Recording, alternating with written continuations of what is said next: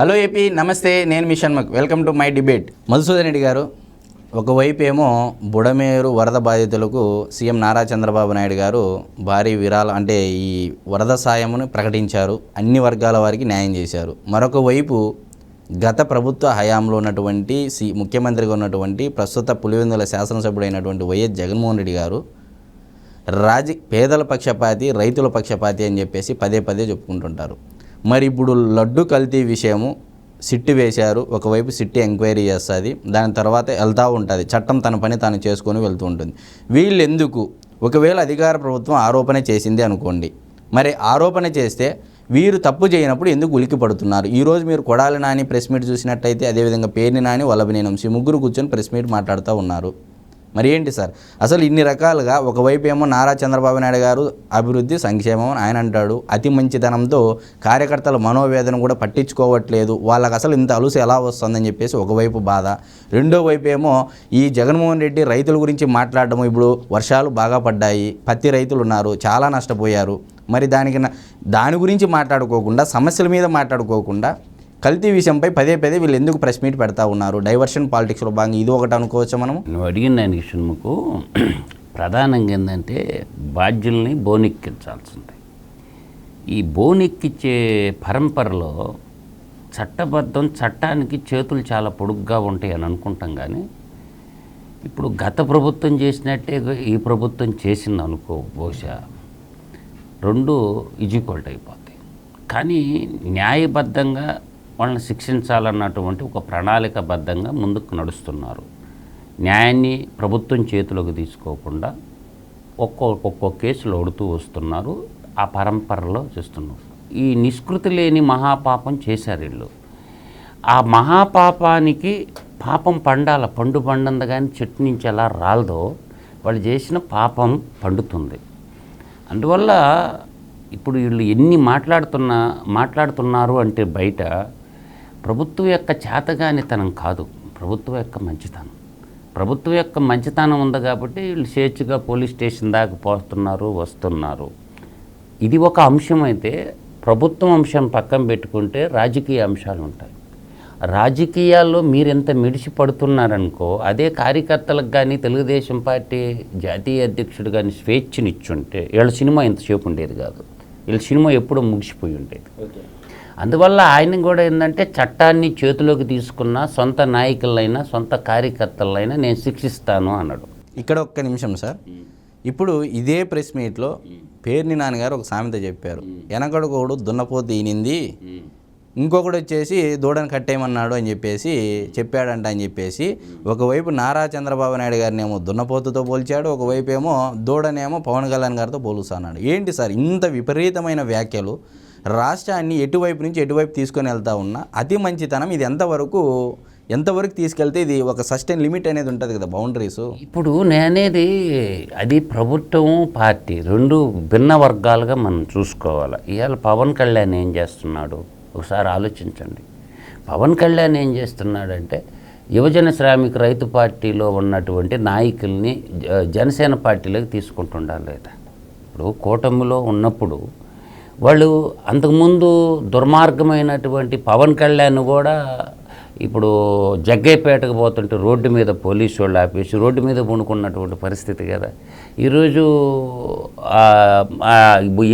మన యువజన శ్రామిక రైతు పార్టీ నాయకులను ఎందుకు తీసుకుంటున్న పవన్ కళ్యాణ్ అంటే ఎక్కడో అనైక్యత, ఎక్కడో లోపం అనేది ఏర్పడతా ఉంది. ఇది ఒకటి పరిగణనలోకి తీసుకోవాలి.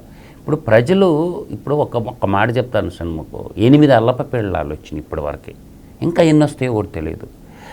8 అల్పపీడనాలు ఈ సంవత్సరం మనకు వచ్చింది, 8 అల్పపీడనాలు. ఈ అల్పపీడనాలు ఎక్కువగా వచ్చిన తర్వాత ఎక్కువగా నష్టపోయేది రైతులు చాలా ఘోరంగా ఉంటుంది. ఒక్కొక్క ఎకరాకి 50,000 పెట్టుబడి పెట్టండి ఈ రోజుల్లో ఏ పంట రాదు. ఇవాళ కమర్షియల్ క్రాప్స్ తీసుకున్నా, మిర్చి తీసుకున్నా, కాటన్ తీసుకున్నా 50,000 రూపాయలు పెట్టుబడి పెట్టితే అవన్నీ గంగపాలు వర్షార్పణం అయిపోయినాయి. ఆ రైతుల్ని ఏ విధంగా మనం ఆదుకోవాలి?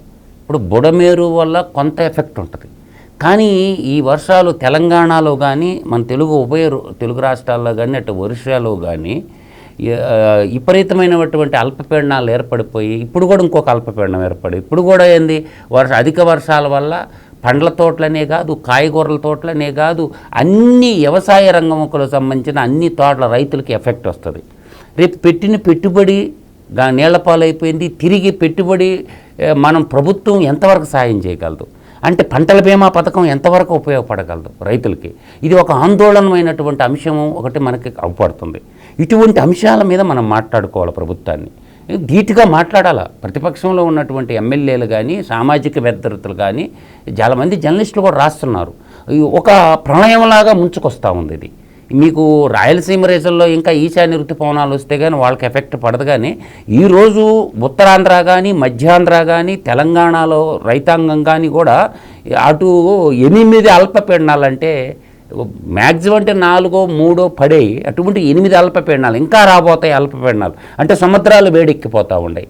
ఈ యొక్క పట్టణీకరణ నేపథ్యంలో పట్టణాలు ఇచ్చలబిడిగా నిర్మాణం చేసుకోవటం వల్ల ఈ అన్ని వర్షాలు విపరీతంగా వేడెక్కిపోయి ఆ వేడిటి వల్ల ఆ వేడి వాయువుల వల్ల విపరీతమైన అల్పపీడనాలు ఏర్పడుతున్నాయి. ప్రకృతి వైపరీత్యాలు ఈ విధంగా మానవ జాతిని కబలిస్తా వస్తూ ఉన్నాయన్నమాట. వస్తున్నప్పుడు వీటికి పరిష్కార మార్గాలు తీవ్రంగా నష్టపోయేది రైతాంగం. కొత్తగా వచ్చిన వాళ్ళే, దాదాపు క్యాబినెట్లు అందరూ కొత్తగా మంత్రులైన వాళ్ళే, వాళ్ళు నేర్చుకోవడానికి కొంత పడడానికి కొంత సమయం. ఎందుకు పట్టదు సమయం? దేనికి పట్టదు సమయం నాకు చెప్పండి. దేనికి పట్టదు చెప్పండి. నువ్వు యూనివర్సిటీలో చదువుకోలేదా? యూనివర్సిటీలో పుస్తకాల్లో చదువుకోలేదా? ఎలా ఎడ్యుకేటెడ్ కదా. ప్రజాస్వామ్యం అంటే తెలుసు, అడ్మినిస్ట్రేషన్ అంటే తెలుసు, పాలక వర్గం ఎలా పరిపాలించాలో తెలుసు. ఇప్పుడున్న వాళ్ళు ఏమో చదువు సంధ్యలు లేనివాళ్ళు కాదు, ఎలా ఎడ్యుకేటెడ్స్, ఎవ్రీథింగ్ యూనోస్, వాళ్ళకి మొత్తం తెలుసు. ధర్మవరం మాజీ శాసనసభ్యుడు కేతిరెడ్డి వెంకటరామరెడ్డి దాదాపు 6 నెలల సమయం ఇవ్వాలి అని చెప్పేసి ఆయన కూడా స్వయంగా ప్రకటించాడు. మరి మీరు ఇటువంటి తరుణంలో కొత్తగా వచ్చిన ప్రభుత్వాన్ని ఒకవైపు పొత్తులో ఉన్నారు, అన్ని సమకాలికంగా చేసుకోవాలంటే కొంత సమయం అయితే కావాలి. ఇప్పుడు నేను అంటుండేది కాదు, ప్రభుత్వం ఒక్క ముఖ్యమంత్రి మీదనే ఆధారపడి నడవకూడదు. ప్రభుత్వం మంత్రి మండలి కూడా సమిష్టి బాధ్యత తీసుకొని పనిచేయాలా. జగన్మోహన్ రెడ్డి గారు అధికారంలోకి వచ్చినది 2019 మే. ఒక అమ్మఒడి పథకం ఇవ్వడానికి 2020 జనవరిలో అమ్మఒడి పథకం ఇచ్చారు. ఆయన 6 నెలల సమయం తీసుకున్నాడు ఒక పథకం ఇవ్వడానికే. అంటే ఒక సంవత్సరం ఆల్మోస్ట్. ఇక్కడ పథకాల గురించి కాదు, పనిమంతుడికి పనికి మాలినోడికి తేడా చూపించాలా. మంత్రి మండలిలో మంత్రులందరూ సమిష్టి బాధ్యత తీసుకోవాలా. ఒక్కరు ఎంతసేపు పనిచేస్తారు? నేను అడిగే పాయింట్ అది. ఎవరు పని వాళ్ళు చేసుకోవాలా మంత్రి మండలిలో ఉన్నప్పుడు. ఇక్కడ ఒక చిన్న ఇష్యూ, నేను మధుసూదన్ రెడ్డి గారితో విభేదిస్తున్న ఈ విషయంలో. మంత్రి మండలి ఒక రకంగా ముఖ్యమంత్రితో పోటీ పడుతున్నారు. కాకపోతే ఆయనతో పోటీ పడటం అంటే అది మామూలు అంశం కాదు. ఆయన ఏంటి అసలు, ఆయన బుల్లెట్ ట్రైన్ లాగా, ఆయన ఆ స్పీడ్ మనం తట్టుకోలేం. చంద్రబాబు ఇవాళ అసలు ఆయన పేరే బుల్లెట్ బాబు అని అంటారు. ఏది అంత స్పీడ్ వెళ్తున్న దీంట్లో ఆయన్ని అందుకోవటం కోసం వీళ్ళు ఒక పరుగు పందెం నడుస్తుంది. ఒక రకంగా చెప్పాలంటే ఒక రేస్, ఒక పోటీతత్వం మంత్రుల్లో కూడా. ఏది మనం చూసాం, ఏది డిప్యూటీ సీఎం పవన్ కళ్యాణ్ ఒకవైపు ఈ సనాతన ధర్మం పైన ఆయన నిన్న ఎంత ఆందోళన ప్రకటించాడు, ప్రాయశ్చిత్త దీక్ష అతను చేపట్టడం. కానీ నిన్న కనకదుర్గమ్మ ఆలయ టెంపుల్ దగ్గర అసలు మెట్లన్నీ ఆయన శుభ్రం చేయటం. పైపెచ్చు అదే కాదు, పంచాయతీ రాజ్ శాఖ మంత్రిగా అన్ని పంచాయతీలు 14,000 పంచాయతీల్లో ఒకే రోజు మీటింగ్స్ పెట్టించాడు. 4,500 కోట్ల విలువైన పనుల్ని గుర్తించారు. ఆ తర్వాత పెండింగ్ బిల్స్ తెచ్చారు, పంచాయతీలకి 1,500 కోట్లు ఇచ్చారు. ఇవాళ ఆ సర్పంచులందరిలో కూడా ఒక రకమైనటువంటి సంతోషం. నీకు చూసావు, ఆగస్టు 15 సెలబ్రేషన్స్కి ఒక్కొక్క పంచాయతీకి 100 రూపాయలు ఇచ్చేవాళ్ళంట. ఏది అట్లాంటిది పెంచారు. ఏది 10,000, 25,000 ఇచ్చి చక్కగా ఆగస్టు 15 సెలబ్రేషన్స్ జరిపేటట్టుగా జరిగిన దీంట్లో ఇవాళ అటు పంచాయతీరాజ్ శాఖ మంత్రే కాదు, విద్యాశాఖ మంత్రిగా నారా లోకేష్ ఇవాళ ఎక్కడున్నాడు? విశాఖపట్నంలో ఉన్నాడు. అటు యూనివర్సిటీల ప్రక్షాళన జరుగుతోంది. మనం చూసాం ఏది టోటల్గా సిలబస్ పట్ల ఆయన పట్టుదల సాధించడం, ఉపాధ్యాయుల్లో ఏది అప్లోడ్ చేయడం, 27 రకాల యాప్స్ ఏమో అతను వేసాడు. గతంలో జగన్మోహన్ రెడ్డి ఉపాధ్యాయులను ఎంత టార్చర్ పెట్టాడో మనం చూసాం. మరుగుదొడ్ల ఫోటోలు కూడా తీసి అప్లోడ్ చేయమన్నాడు. ఇప్పుడు ఆ పనులన్నీ వాళ్ళకి తప్పించి కేవలం బోధనకే పరిమితం చేశారు. అటు మానవ వనరుల అభివృద్ధి శాఖ మంత్రిగా ఇవాళ నారా లోకేష్ అన్ని పాఠశాలలు, కళాశాలలు, అటు ఉన్నత విద్య మనం చూసాం. నిన్న కూడా సమీక్ష అన్నమాట. తనేంటి ప్రజా దర్బార్ నిర్వహిస్తున్నాడు. మంగళగిరి అటు ప్రజలు తన నియోజకవర్గంలో వినతులు తీసుకోవటమే కాదు, రాష్ట్ర వ్యాప్తంగా ఇవాళ అందరూ వచ్చి వినతులు ఇస్తున్నారు. అంటే 5 ఏళ్ల జగన్మోహన్ రెడ్డి పరిపాలనలో ఎంతమంది బాధితులు, జగన్ బాధితుడు కానీ వ్యక్తి కానీ కుటుంబం కానీ లేదంటే ఈ ఫిర్యాదుల వెల్లువే. నీకు చూసావు ప్రతి మంత్రి తెలుగుదేశం పార్టీ కార్యాలయంలో, లేదు ఆ జనసేన మంత్రులు వాళ్ళ పార్టీ కార్యాలయంలో, బీజేపీ వాళ్ళు వాళ్ళ కార్యాలయంలో వినతులు ప్రతిరోజు స్వీకరిస్తున్నారు. వెల్లువెత్తుతున్నారు. ఏంటి, మా భూమి కబ్జా చేశాడు వాడు, నా ఇల్లు వీడెత్తేసాడు, ఇలా నాకు ఈ విధమైన అన్యాయం జరిగిందంటూ అనేక మంది వాళ్ళ యొక్క అర్జీలు తీసుకుని వస్తున్నటువంటి పరిస్థితి మనం చూసాం. రామానాయుడు ఏది బుడమేరు గండ్లు బూడ్చి కానీ వెనక్కి తిరిగి రావడానికి వీలు లేదంటే 6 రోజులు ఆ కట్ట మీదే ఆయన ఉండి ఎలా అన్నపానాలు కూడా అక్కడే అతను చేసి నిన్ను కూడా ప్రశంసించారు. ఎవరు, చంద్రబాబు నారాయణని ప్రశంసించారు. మన పట్టణాభివృద్ధి శాఖ మంత్రి. బుడమేరు ఇవాళ బెజవాడ ఇవాళ ఈ బురద నుంచి బయటపడిందంటే మామూలు బురద, 8 అడుగుల లోతున నీకు నీళ్లు ప్రవహించాయి రోడ్ల మీద, ఇళ్లల్లో. మొత్తం 90,000 ఇళ్ళు మునిగాయి. ఇవాళ 75,000 ఇళ్లలో నీకు ఫైర్ ఇంజన్లతో బురద వదిలిచారు. స్థానికంగా 5,000 మంది పారిశుధ్య సిబ్బందే కాదు, నీకు మొత్తం అన్ని మున్సిపాలిటీల్లో 5,000 మంది 10,000 మంది పారిశుధ్య సిబ్బందితో తను మొత్తం ఇవాళ విజయవాడ నీకు ఎటువంటి అంటువ్యాధులు ప్రబలకుండా వైద్య శాఖ మంత్రి కావచ్చు, అందరూ కూడా. ఇవాళ అచ్చెన్నాయుడు కూడా ఈ సహాయక చర్యల్లో ఆయన కూడా ట్రాక్టర్ల పైన తిరుగుతూ ఆహార పొట్లాలు పంపిణీ చేయటం మనం చూసాం. హోమ్ మినిస్టర్ అనిత ఒకవైపు హోంశాఖ మీద పట్టు సాధించడమే కాదు, మొత్తం అందరికీ సింహస్వప్నంగా మారింది. ఏది, పోలీసు శాఖ అంతా కూడా ఇవాళ మనం చూసాం. కాదంబరి జత్వాని కేసే నీకు క్లాసికల్ ఎగ్జాంపుల్. జగన్మోహన్ రెడ్డి హయాంలో జరిగిన అరాచకాలకి ఇవాళ కాదంబరి స్వేచ్ఛగా వచ్చింది, నిర్భీతిగా ఫిర్యాదులు ఇచ్చింది. కాదంబరికి అండగా ఈ ప్రభుత్వం ఉంది. ఇవాళ అందరూ మంత్రుల్లో ఒక పోటీ తత్వం చూస్తున్నాం. అక్కడక్కడ అడపదడప 2-3 మంత్రులు కొన్ని తప్పటడుగులు పడినప్పుడు వెంటనే సీరియస్ అయ్యారు ముఖ్యమంత్రి. మధుసూదన్ రెడ్డి గారు సార్ ఏమంటున్నారంటే, డివిఎస్ సారు ఇది ముళ్ళ మీద గుడ్డ ఆరేశారు, జాగ్రత్తగా తీయాలి. గత 5 ఏళ్ళు ముళ్ళ మీద గుడ్డ పెట్టారు. ఇప్పుడు మనం ఆ గుడ్డ అనేది నీట్గా తీసుకోకపోతే రాష్ట్రం యొక్క భవిష్యత్తు అతలాకుతలం చినిగిపోద్ది అని చెప్పి చెప్తున్నారు. కొంత సమయం అయితే ఇవ్వాలి, మంత్రుల మధ్య కాంపిటేటివ్ స్పిరిట్తో ముందుకు పోతున్నారు, ఆ విధంగా తీసుకొని వెళ్తా ఉందని చెప్పేసి వారు వ్యాఖ్యలు చేశారు. నేను సమయం ఇవ్వడం అని కాదు, బాధ్యతను గుర్తు చేస్తుండే. 5 ఏళ్ళు సమయం ఇచ్చారు ప్రజలు ఓటేశారు, 5 ఏళ్ళు సమయం ఇచ్చారు. సెక్రటేటర్కే మంత్రి మండలి పరిమితం కాకూడదు షణ్ముఖు. మంత్రి అనేది కనీసము మనకి 13 జిల్లాలు ఉమ్మడి జిల్లాలు ఉన్నప్పుడు మంత్రి సెక్రటేటర్లోనే ఉండకుండా కొంతమంది స్పీడ్గా పనిచేస్తున్నారు. At the same time cabinet అంతా కూడా ఎవరి బాధ్యతల్లోకి వాళ్ళు వెళ్ళిపోవాలి.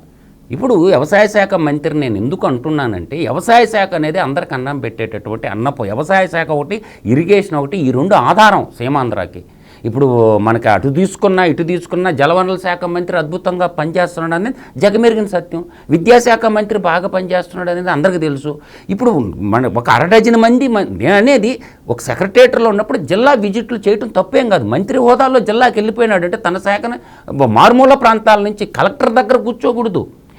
ఇప్పుడు పరిపాలనలో మార్పులు అనేవి తీసుకురావాలి, సెన్సేషనల్ మార్పులు రావాలి. ఒక సడన్లీగా ఒక మంత్రి చెప్పా పెట్టకుండా, కలెక్టర్కి కూడా చెప్పకుండా ఒక మారుమూల ప్రాంతానికి పోవడం వల్ల అక్కడ విషయాలు బయటకు వస్తాయి. చెప్పిపోవడం వల్ల అన్నీ దాచేస్తారు.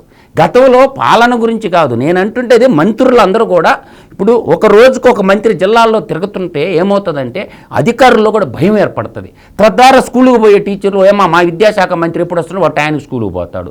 తర్వాత ఒక మంత్రి ఇంకొక మంత్రి తిరుగుతున్నాడు అనుకో, సీఎం చంద్రబాబు గారే స్వయాన చెప్పారు 95 CBIను చూస్తారు. ఒక ముఖ్యమంత్రి ఇలాంటి ప్రకటించిన తర్వాత మంత్రులు చేస్తారు కదా, చేస్తారని మనం చెయ్యాలనేది వాళ్ళకున్న ఏదైనా నిర్లిప్తతో ఉంటే గుర్తు చేస్తున్నా నేను. మీరు మంత్రుల్లో ఉన్నటువంటి 25 మంది మంత్రులు ఎవరైతే ఉన్నారో రోజుకు ఒక జిల్లాలో విజిట్ జరుగుతుందనుకో, జిల్లా హెడ్ క్వార్టర్లు కాదు వీళ్ళు పోవాల్సింది, మారుమూల ప్రాంతాలకు వెళ్ళిపోవాలి. మారుమూల మండల హెడ్ క్వార్టర్ ఇప్పుడు నెల్లూరు జిల్లాలో నెల్లూరు అంతా నీకు చూడంగానే అద్భుతంగా ఉంటుంది. నెల్లూరులో వెనకబడిన ప్రాంతం ఉంటుంది, ఉదయగిరి ప్రాంతం, అటు రాపూరు ప్రాంతం, అటు పక్క ఉమ్మడి నెల్లూరు జిల్లాలో చూసుకుంటే ఒక విధంగా రాయలసీమ తలపిస్తుంటుంది. మారుమూల ప్రాంతాల్లోకి వెళ్ళిపోతే అక్కడ టయానికి నేను ఈ మధ్య చూశాను షణ్ముఖ, ఆవేదన ఏందో తెలుసు. ఈ ప్రభుత్వం వచ్చిన తర్వాత ఒకడు సినిమాకు పోయి నేను నెల్లూరు నుంచి ట్రావెల్ చేస్తూ ఉంటే 11 గంటలప్పుడు సినిమా పోయేస్తున్నాడు. ఒక మన పశు వైద్య శాఖలో ఎంప్లాయ్ వాడు 11 గంటలకు 12 గంటలకి సినిమా ఎట్టుందని మాట్లాడుకుంటూ పోతుండే. నేను అడిగాను పక్క సీట్లో ఉండి, ఏమరా బాబు నువ్వు టయానికి పోకపోతే ఏమనరా నీ పై అధికారులు అంటే, ఏం కాదు సార్ అంటాను. అంటే అలసత్వం, తిరుగుతూ ఉంటే భయం ఉంటుంది అన్ని వర్గాల్లో. ఇప్పుడు హార్టికల్చర్ ఉంటుంది. ఇప్పుడు కొంత అంటే డెల్టా ప్రాంతంలో ఏం కాదు, ఒక పంట పోయినా ఇంకో పంట వస్తుంది. కానీ బ్యాక్వర్డ్ ప్రాంతాల్లో ఇప్పుడు విద్యుత్ మంత్రి ఉన్నాడు అనుకోండి షణ్ముఖు, ఈ స్టెప్ డౌన్ అవుతుంటుంది కరెంటు. విద్యుత్ శాఖ మంత్రి ఏమవుతుందంటే గ్రామీణ ప్రాంతాల్లో చాలా ప్రాబ్లమ్స్ ఉంటాయి.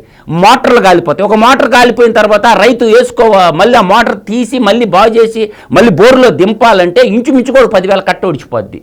వాడికి 1 ఎకరాల పంట ఆడ వెళ్ళిపోద్ది అనమాట. నేను అంటుండేది మంత్రులు అనేవాళ్ళు ఖచ్చితంగా విజిట్లు చేస్తుండాలి. విజిట్లు చేస్తున్నప్పుడే అధికారుల్లో వాళ్ళ నిద్ర వ్యవస్థలో నిద్ర మొత్తుదిలే ప్రజల కోసం ఒరే ఎప్పుడు ఏ మంత్రి వస్తాడో తెలియదురా నాయన సమాధానం చెప్పు కదా. మార్గ మధ్యంలో పోలీస్ స్టేషన్కి పోతాడు, మార్గ మధ్యంలో ఎంఆర్ఓ ఆఫీస్కి పోతాడు, మార్గ మధ్యంలో అన్ని ఆఫీసులకు పోతున్నప్పుడు మంత్రి ఏమవుతుందంటే భయం పుట్టద్ది. ముందు పాలన అనేది పరుగులు పెట్టద్ది. రెండోది మన కళ్ళతో మనం చూస్తాం రోడ్లు ఎక్కడి నుంచి ఎక్కడికి డ్యామేజ్ అయిపోయినాయి. వేసిన రోడ్డు మీద రోడ్డు వేయకుండా పూర్తిగా డ్యామేజ్ అయిన రోడ్లు మనం సెలెక్ట్ చేసుకోవచ్చు. మెయిన్ రోడ్లు తొందరగా మన ఆ రోడ్ల మీద మంత్రి తిరగటం వల్ల ఐడెంటిఫైడ్ అంటే ప్రభుత్వాలు ఆఫీసర్లు ఇచ్చిన నివేదికనే మనం నమ్మకూడదు, మనం గ్రౌండ్ రిపోర్ట్కి వెళ్ళాలనేది నా వాదన. ఇప్పుడు మీరు ఏమంటున్నారు, అధికారులను నమ్మొద్దండి, అసలు పొరపాటును కూడా నమ్మకూడదు. అధికారులు ఎటువంటి నమ్మకం లేకోకుండా పొలిటికల్ గా మీరు రాజకీయంగా వినూత్నంగా కొత్త కార్యక్రమాలకు మీరు ఇప్పుడు అసలు ఉందా లేదా? పోయినసారి రోడ్లు పోయకుండా బిల్లులు చేసుకున్నారు షణ్ముఖు. రోడ్డును పోయకుండా రోడ్డు పోసినామని బిల్లులు చేశారు జగన్ రెడ్డి హయాంలో. 100 రోడ్లు ఉండే ఆ విధంగా. అసలు రోడ్డే పోయిలా బిల్లులు అయిపోయినాయి.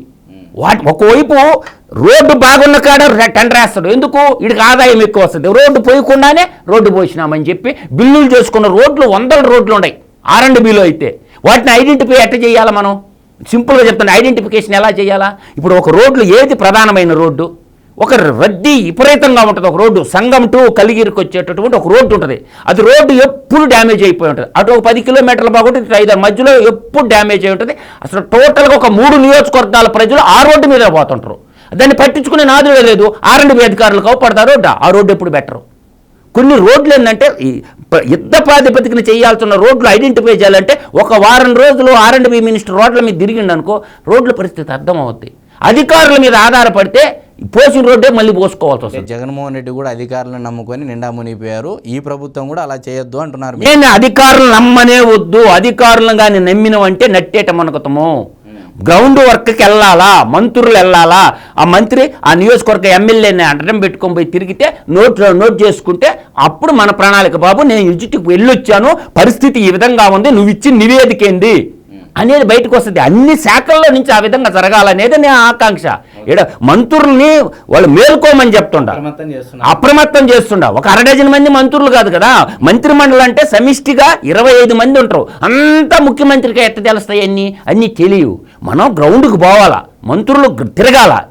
మీరు ప్రభుత్వం ప్రజలందరూ ఇచ్చిన డబ్బులు మిమ్మల్ని మీ సొంత డబ్బులు ఏం వాడుకోమంటాం లేదు కదా. ప్రభుత్వం ప్రజలే పెట్టుకుంటున్నారు కదా అన్ని ఖర్చులు. అందువల్ల గ్రౌండ్ లెవెల్ తిరగండి అని చెప్తున్నా నేను. అది ఇరిగేషన్ కావచ్చు, R&B కావచ్చు. కొంత ఒక 1/2 డజన్ మంది మంత్రులు పనిచేస్తే సరిపోద్దా? మంత్రిమండలి మొత్తం సమిష్టిగా పనిచేయాలా? అది నేను చెప్తుండేది.